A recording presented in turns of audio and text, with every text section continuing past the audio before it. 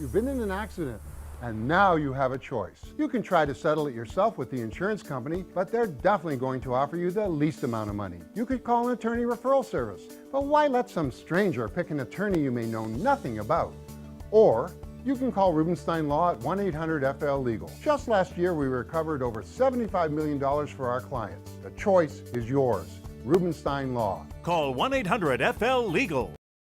County deputy on the wrong side of the law tonight. Investigators say he came to Broward County to meet a 15-year-old boy from Davie for sex. It's a story you saw first on 4.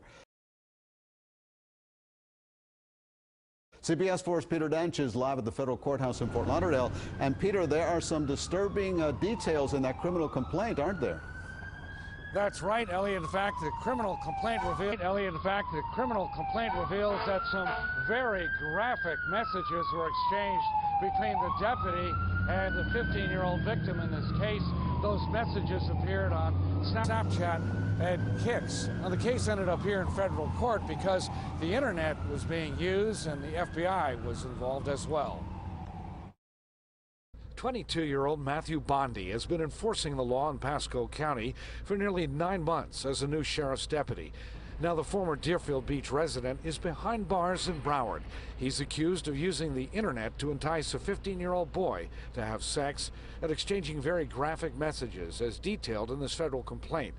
The boy's parents turned the case over to Davie police, and an undercover detective then started posing as a victim during messages with Bondi. Sources tell us Bondi traveled to Davie, where the victim lives. The arrest affidavit says he was in touch with the victim between June 5th and this past Tuesday. The federal complaint says the undercover detective told Bondi several times that he was 15 years old, and Bondi said he wanted to take him to a hotel and have sex. Bondi told a federal judge at a magistrate's hearing that he had no more than $2,000 in a bank account, earned $3,000 a month as a deputy, and needed a public defender. After the hearing, his mother and father declined to say anything. Bondi, who used to live with them here in Deerfield Beach, was on probation as a new deputy in Pasco County, north of Tampa, and has been fired by Sheriff Chris Nacco. We wanted to make very swift and certain actions that he's no longer going to be associated with the Pasco Sheriff's Office. For our citizens, we want them to realize we hold ourselves accountable. There's a perception out there that law enforcement holds itself differently than anybody else, and that's not true. We hold ourselves more accountable than anybody else ever will. Our people are probably extremely angry at it now, and they're probably thinking to themselves, I can't believe this individual did this, and then they're angry for the fact that he wore our uniform, he was part of our team, and he disgraced our team such as this. Sheriff Nacco said his department did a thorough background check on Bondi before hiring him.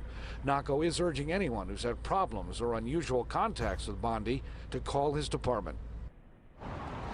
The Internet Crimes Against Children Task Force was also involved in this operation. Bondi faces a federal detention hearing at 1 p.m. on Friday. According to the criminal complaint, he told police he screwed up. We're live at the federal courthouse in Fort Lauderdale. Peter Dench, CBS 4 News. Elliot? Peter, thank you. A school psychologist